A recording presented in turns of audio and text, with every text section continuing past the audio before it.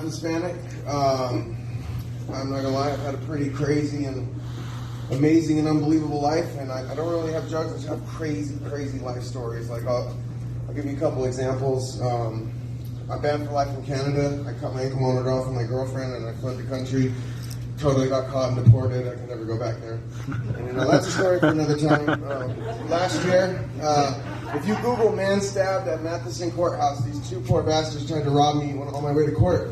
And I beat the shit out of them. And as you can see, I legit got stabbed, man. And let me tell you something. You know you fucked up when there's a cop staring with a flashlight? He's like, oh my God, I can't see the rob. Anyways, I want to see how raw I can get with my stories to kind of gauge how I can do my comedy. So I have a story I'm going to tell you guys, and I'm going to tell you a little bit about myself.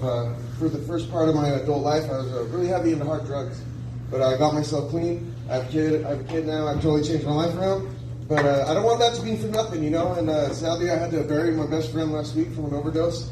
And I just decided to come out here and try and make... I got funny stories, so I'm gonna go with this one and see where we go from here, okay?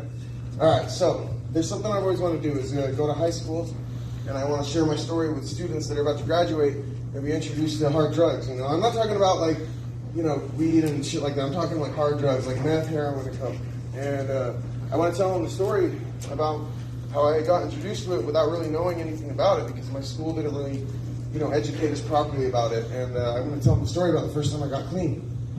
So I went downtown to pick up, and I'm not going to say what hotel because I don't want to put their business on blast, but you know, I was getting up to no good, and I walk into this room. I bang on the door. My dealer answers the door, you know, and let me tell you something. There's no porn that I ever watched as a kid that prepared me for what I saw in that bed. Right? There's a black dude as tall as me, but had like 100 pounds on me, man, and he's on the bed butt naked with his legs up over his head, and there's a hooker taking hits of crack and blowing him with a straw up his butt. Oh my God, dude, this is the weirdest shit I've ever, to this day, ever walked into in my life, man.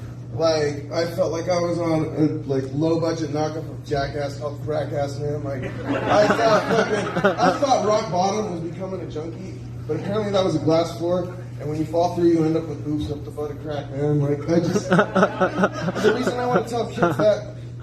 Listen. Both guys and girls are affected by this story, because not only was this dude so desperate for that high of cocaine who was willing to let someone do that, that chick was so desperate for free crack, she was willing to fucking do it, man. Like, oh. Anyways, the next morning was the first time I decided to get clean. I'm out of time. Thanks, guys.